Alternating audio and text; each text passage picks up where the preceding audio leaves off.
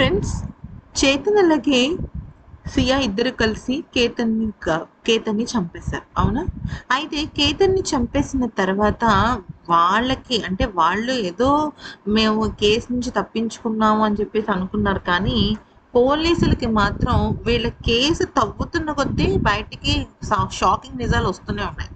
ముఖ్యంగా చెప్పాలి అంటే వీళ్ళు పూణే నుంచి దాదాపుగా గంటన్నర జర్నీ చేసి ఆ ఫోర్ట్ పై నుంచి కేతన్ని చంపేయటం వెనకాల కారణాలు ఏంటి అనేది కనుక చూస్తే వీళ్ళు గూగుల్ సెర్చ్లో యూట్యూబ్లో వెతకటము, ఒక మనిషిని ఎలా చంపాలి అలా చెప్పటము జరిగింది. నిజానికి గూగుల్ యూట్యూబ్ లాంటివి ఇలాంటివి అస్సలు సపోర్ట్ చెయ్యవు.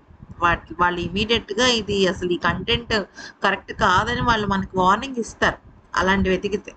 కానీ వీళ్ళు ఏం చేశారంటే ఇంకా దొంగవాడికి దొరికినన్ని దారులు అన్నట్టుగా రకరకాల ప్లాన్లు వేశారు, అంతా చేశారు, అంతా బాగానే ఉంది.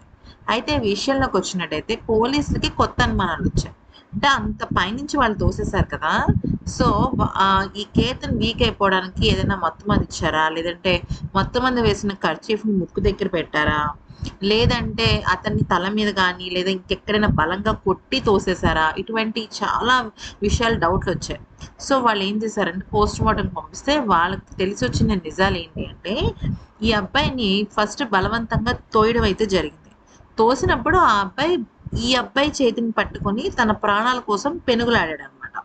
అంటే తన శరీరం మీద ఈ చేతునికి సంబంధించిన గోటి గీతలు, అంటే రక్కులు అంటారు చూసారా, అవి. నెక్స్ట్ ఇంకా చెప్పాలి అంటే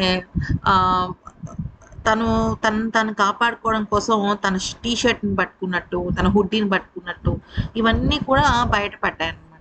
అంతేకాకుండా ఇలా తోస్తున్నప్పుడు అంటే పైనుంచి కిందకి తోస్తున్నప్పుడు జరిగిన విషయం ఏంటి అంటే ఈ అబ్బాయికి కేతన్కి మోకాళ్ళ దగ్గర చాలా సివియర్ గాయాలయ్యాయి అనమాట. అంటే మోకాళ్ళు రెండు కూడా చాలా తీవ్రంగా గాయపడ్డాయి. ఆ తర్వాత అతన్ని ఏం చేశారంటే ఆ మోకాళ్ళ నొప్పితో బాధపడుతున్నప్పుడు వెనక నుంచి తోసేయడం జరిగింది. అలా వెనక నుంచి తోసేయటం వల్ల పైన నేరుగా తలకి తగలటం వల్ల తన పుర్రె అంతా కూడా నుజ్జైపోయి పైనుంచి పడిపోవడం జరిగింది. వీళ్ళు మత్తు పదార్థాలు లాంటివి ఏమీ పెట్టలేదు, కానీ ఆ అబ్బాయిని మాత్రం చాలా బలంగా తోశారు. అతని ప్రాణాల కోసం చాలా ఫైట్ చేశాడు. అయినప్పటికీ కూడా అతన్ని తోసేయటం జరిగింది. చాలా దారుణంగా చేశారు ఫ్రెండ్స్. నిజంగా ఇలాంటి వాళ్ళు బ్రతకూడదు. వీళ్ళని నడి రోడ్డు మీద ఉరి తీసినా కూడా తప్పేం లేదని అనిపిస్తుంది నాకైతే.